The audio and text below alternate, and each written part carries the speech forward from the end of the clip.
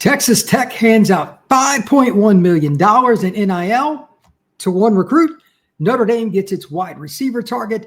Miami flips a big-time player from Michigan.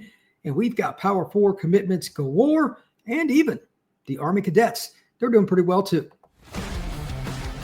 Locked On presents The Portal, the daily podcast covering college football recruiting and everything NIL.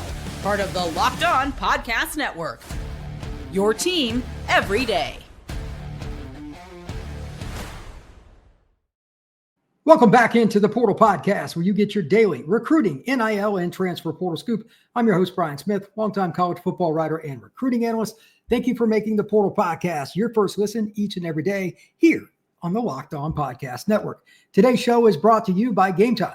Download the Game Time app, create an account, and use code LOCKEDONCollege for $20 off your first purchase. Today's show is a longer one. Normally, when I do a recruiting blitz, the kids that committed and some of the impending decisions, to be honest, it's not a real bad deal. I study for 20, 30 minutes. I know a lot of the kids that are committing because I've done my research in advance. No biggie. This took a couple hours because I was waiting on a few decisions. How do I handle the situation with Texas Tech? We've got a flip that may or may not happen. All kinds of stuff, all on one day. But we are in the middle of the hype around recruiting because all the commitments, July 4th, all the way through next Saturday, it's bonkers. So this is the daily avenue that I've got to drive through. So a lot of information to get through, but we start with Texas Tech. Felix Ojo, offensive tackle, 6'6", 290 pounds, out of Mansfield, Texas. This is a young man that has been coveted across the nation. Ohio State and Texas were thought to be the last two schools by some. I didn't really follow it the last few days, but all of a sudden I see he's committed to Texas Tech and 5.1 million reasons why. Now, I'm going to do a show separate coming up later this week on NIL, how it works, how I think it will actually impact winning, and can a program that doesn't normally make a run at the college football playoff, can you buy a roster? Can you get to that point? There's a lot of ways you can look at, oh, we didn't buy it. Yeah, we did. Everybody has their opinion on it. I'm going to share mine. But for now, that is a tremendous athlete that the Red Raiders are gaining. Coach McGuire and his staff got them in position. The NIL probably got them over the top. However you want to look at it, they got an elite offensive line talent, maybe one that'll need a year to develop, but the talent, the length, the athleticism, they're all there for Felix Ojo. He's going to Texas Tech. I don't have to look it up. This is the best offensive line recruit in my lifetime, at least, that will sign with the Red Raiders. Now, the $5.1 million is a 3-year gig. So if you break that down, that's 1.7 per year. I personally think that one of the reasons they went to that level wasn't just to beat Texas or Ohio State. It was to be on the national radar for guys like myself and anybody else, Steve Wiltfong, Chad Simmons, John Garcia Jr., Andrew Ivins, you name it. Anybody that's a recruiting analyst, Tom Lloyd, whatever, whether they do scoop, whether they scout, whether they do both, this is going to come across their desk. They want all the talking heads to discuss it. And from a marketing standpoint, give Texas Tech credit. They didn't have to pay that much to get a good offensive line move. They wanted to go all in. And again, later this next week, I'll discuss thoughts on trying to improve your roster from what's traditionally middle of the Big 12 to top of college football and completing the opportunity to get into the playoff. That's another show. But for today, one of the best players in the country is headed to Lubbock, Texas to play his college football. So congrats to the Red Raiders. Now, sticking with the state of Texas and much like Mansfield, which is in the Dallas area, Aledo, Texas. That is where Caden Finley plays. He came down to Texas where his father, Jermichael Finley, played before going on to the Packers, etc., and Notre Dame. He has decided to cast his lot with the Fighting Irish. He made that choice last night. A lot of people were picking it, but I still needed to see it. His dad's alma mater, in-state poll, Texas is as good a program as there is in college football. That was a big win for Marcus Freeman and the Irish. The one offensive snag they've had in the last several years has been wide receiver recruiting. Because even when they've gotten some of the guys they really wanted, for whatever reason, kids didn't work out, injuries, transfer, whatever. They need as many bullets in the gun as possible. And this kid's overall makeup off the field, the genetics, obviously. His father was a big-time tight end in the NFL. Everything about him, playing big-time football in Dallas, that's a really good recruit. Everybody's got him ranked in the top 200 except for one service. I think he's a top 200 recruit conservatively. Really strong kid, 6'1", 6'2", somewhere in that range, give or take 200 pounds. He will be physically college ready from a strength standpoint compared to the vast majority of wide receiver recruits. So I think he will have an impact in South Bend by his sophomore year at the latest.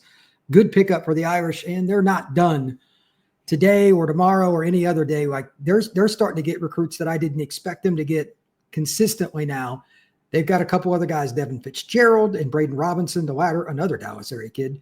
Fitzgerald from Phoenix. They should be able to get at least one, if not both of them this weekend. Notre Dame is really doing a great job. Speaking of getting somebody they may not have expected, the Miami Hurricanes, they go out and they nab a big-time corner, one of my favorite corners in the class of 2026, Brody Jennings out of Mandarin High School. He is a kid that has been committed to Michigan for a very long time. And actually, Michigan's been on a bit of a recruiting roll. So the Canes flip a kid from in-state, Mandarin High School, really good program. But everybody went after that guy. Now, it's no secret to Canes fans, they need help in that secondary.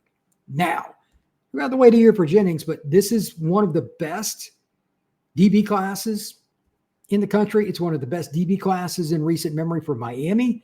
Maybe this group long-term, again, you got to let them get on campus, will help Miami turn it around in the deep secondary because they had helter-skelter in that secondary last year. Guys just running buck free. I mean, they were up 21-0 against Syracuse and lost. That should not ever happen. I mean, they shouldn't lose to Syracuse anyway, but it's because of the secondary a lot of the time. The linebackers a little bit too. I'm telling you, Jennings is legit. That is a kid that can play man. He could play cover 2. He could play in a cover 3 scheme, whatever you want. Smart, instinctive, breaks on the ball well. At Under Armour earlier this year at the camp, he was one of, if not the best DB there. I thought he was the best DB. Anytime you're at an Under Armour camp and you're the best DB, that's saying something, especially one, I believe it was the Miami one. That's outstanding. I think he's got a chance to play some as a freshman. We'll see if he picks up scheme and how they want to utilize him. But Brody Jennings is a huge commitment for the Miami Hurricanes and Mario Cristobal. When we come back, we've got a plethora of players to talk about. The list is long. Well, that is next here on the Portal Podcast. We've all been there, logging on and waiting forever, connecting to tickets to go on sale, only to lose your spot for somebody else. And it's unfortunate because you really want to go see that event, whether it's music, whether it's baseball game, whatever it is, you want to go and you can't get your opportunity to go. Well, that's where Game Time comes into play. Game Time makes getting concert tickets easier, and baseball and anything else for that matter. Prices actually drop as it gets closer to showtime, and you can save up to 60% off with killer last-minute deals. If you're tired of all the looking around, trying to find the best way to do it, to save yourself time in the long run, or find a better opportunity for this to money, Game Time is there. I'm as impatient a person as you would ever meet. You can do everything from your phone. You can get to the venue that you want to see. You can get to the team you want to watch, whatever it is, with a few clicks. And then you pick the ticket you're interested in. You can see your seat from your phone. Take the guesswork out of buying tickets with Game Time. Download the Game Time app, create an account, and use code LOCKEDONCollege for $20 off. Again, create an account and redeem code LOCKEDONCOLLEGE for $20 off. Download the Game Time app today. Last minute tickets, lowest price guaranteed. Thank you once again for making the Portal Podcast your first listen each and every day. Truly appreciate you stopping in to get all your latest college football recruiting news. Hit that like button, subscribe. Truly appreciate it. Now let's just dive into a ton of commitments. Even going to give Army a little love today. Matter of fact, you know what? I think it's great when anytime the cadets or anybody that they serve our country, that they go out and they get something done. I think that's pretty cool. I'm just going to lead off with a couple of guys. So both corners, obviously, cornerback's an important position. Lewis Blakely out of Bishop, Vermont, just outside of Los Angeles, long-time program that's been very successful. 6 foot, 175 pounds. He will play for Army. And Elijah Aseri, 6 foot, 170 pounds out of Richmond, Virginia. St. Christopher's, another program that's had some pretty good players. He will also be a cadet. We've got wide receiver Tayshawn Robinson. Want to give a shout out to the area I used to live, just outside of Tampa. He plays at Sumner High School. He's going to Delaware. And the reason I bring them up, Delaware, for those of you who did not know, along with Missouri State, are the two schools being added to the already 134 that were in the FBS to make it 136. So as he goes to play for the Blue Hens, Tayshawn Robinson will be playing Division I football. Jarvis Strickland from Paducah Tillman's going to Louisville. That's a really big pickup. If you go by 24/7, that's the only 4-star recruit that Braum & Co. have, but he's a guy that could be your anchor at left tackle at some point. We've also got Chris Addison.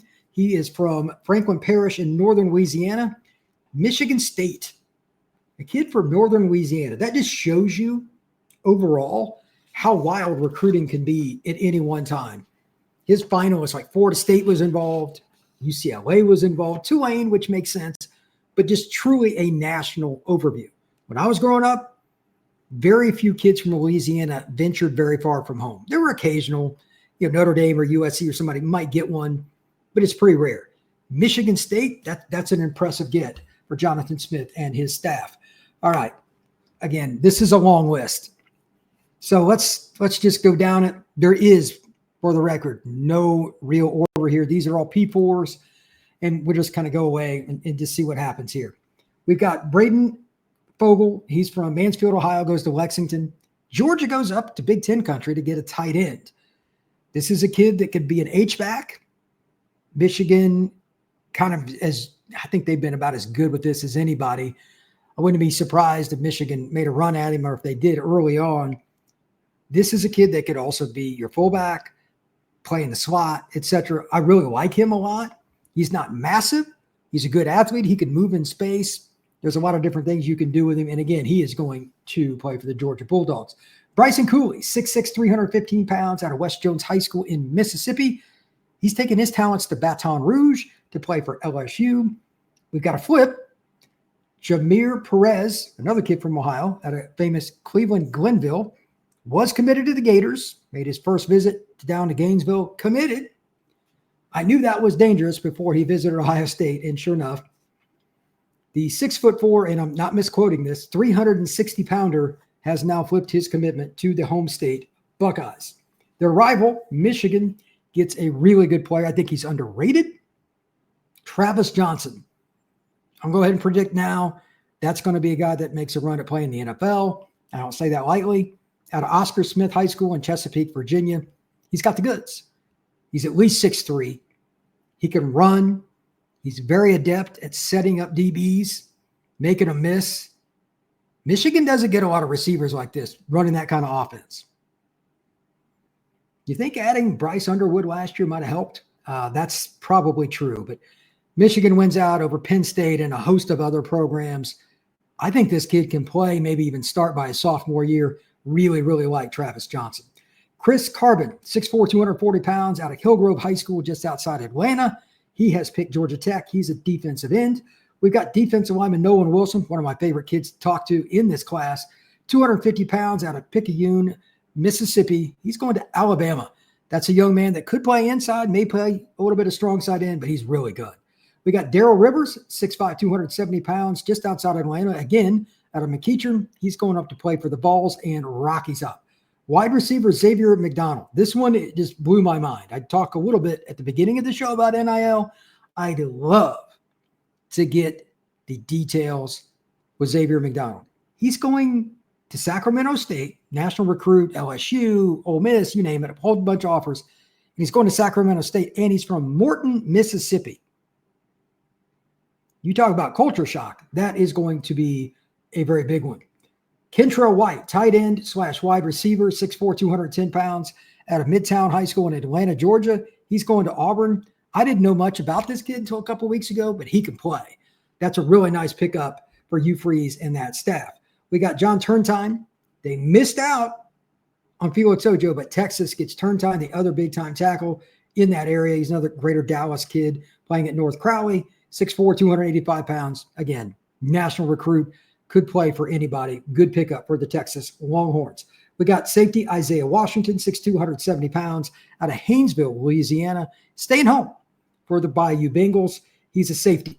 We've got Deshaun Spencer, one of my favorite receivers from earlier this year at the Under Armour camp in Atlanta. He's from Saraland High School down near Mobile. Great program. He's taking his talents to Duke. That is a huge pickup for that staff. They don't get receivers as polished as Deshaun Spencer very often. I tell you what, Duke winning 9 games last year. That's going to show up not just with this kid, but I bet a few more guys before the end of this year. They've got that program headed in the right direction. And what a great story. We come back, we're going to talk more recruiting. We've got several more guys to talk about, some other impending information as well. That is next here on the Portal Podcast.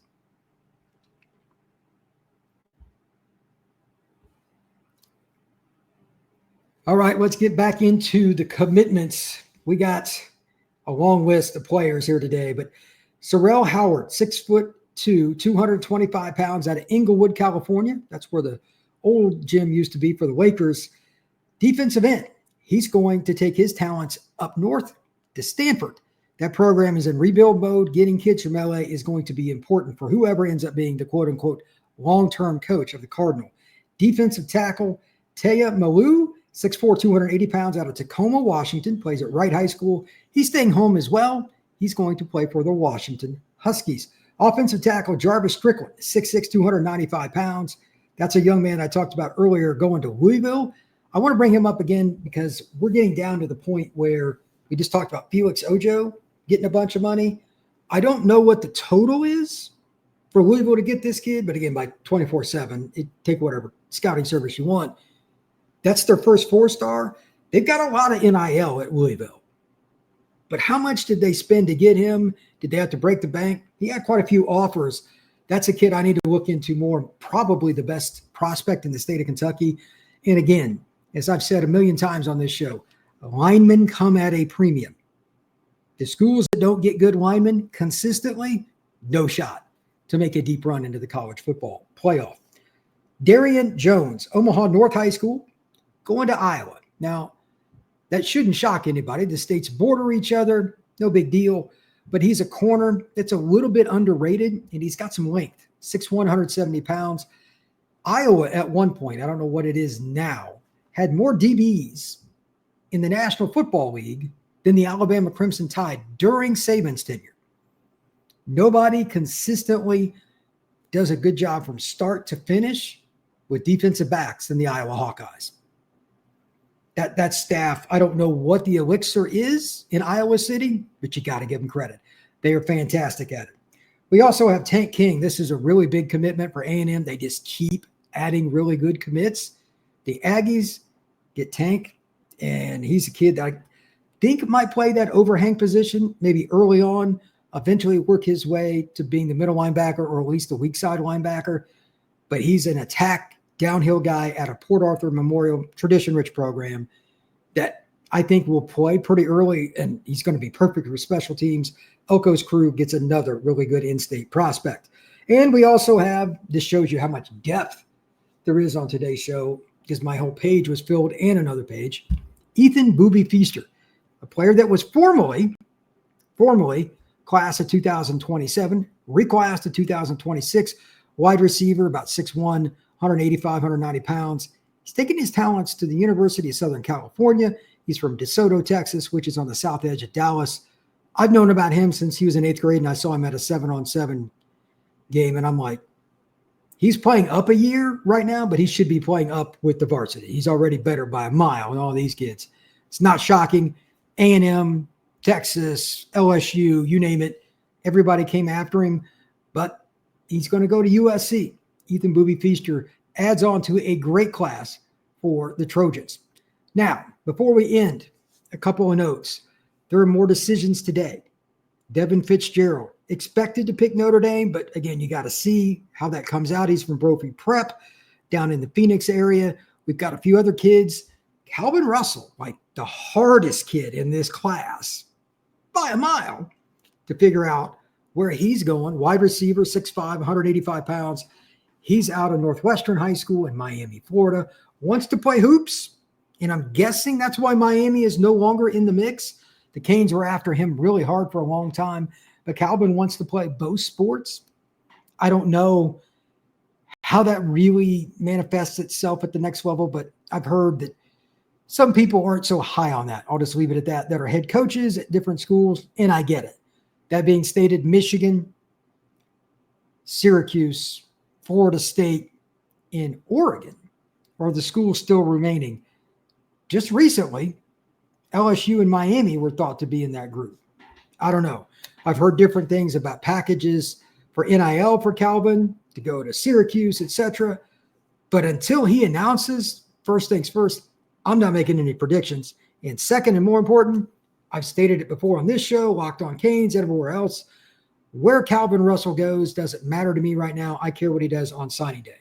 I don't think his recruitment by any stretch will be done today. I think his recruitment will be done more likely and probably better off on signing day. He's a kid that loves the process. He's a people person.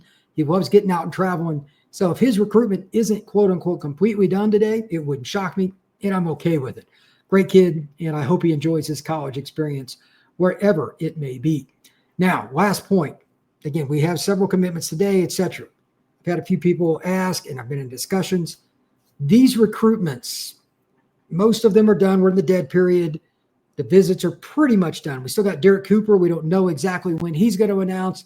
We got DQ Forkba, linebacker at IMG. We have a lot of kids still coming up in the next week. But expect some more out of the blue commitments and more flips. Remember, today I already talked about Miami has flipped a big-time DB. There could be other guys. Brody Jennings isn't going to be the only flip, even though it's commitment season. There's going to be some other random flips coming up, and there's also going to be some that you just see a media graphic on whatever your favorite social media is, Instagram, TikTok, whatever. That's going to happen too. So college football recruiting is crazy right now, and it's not going to slow down. I guarantee you. The biggest day for commitments may not even have been July 4th. It might be a week from today on July 12th, just by looking at the chart and everything that I've seen. For whatever reason, there are a ton of players that are announcing next Saturday. So it's going to be busy for quite a while. A few of the schools that I think, based on today's intel, this could certainly change, that are going to do very well. Bama may be the best of anybody over the next week or so. Notre Dame will be up there. Georgia may or may not. They're involved with so many kids. It's hard. But the X factor, and this is just the randomness of recruiting, the LSU Tigers. Two reasons why. First, in-state kids, I don't care what they did initially or if they've decided yet, LSU has a unique pull for a lot of players.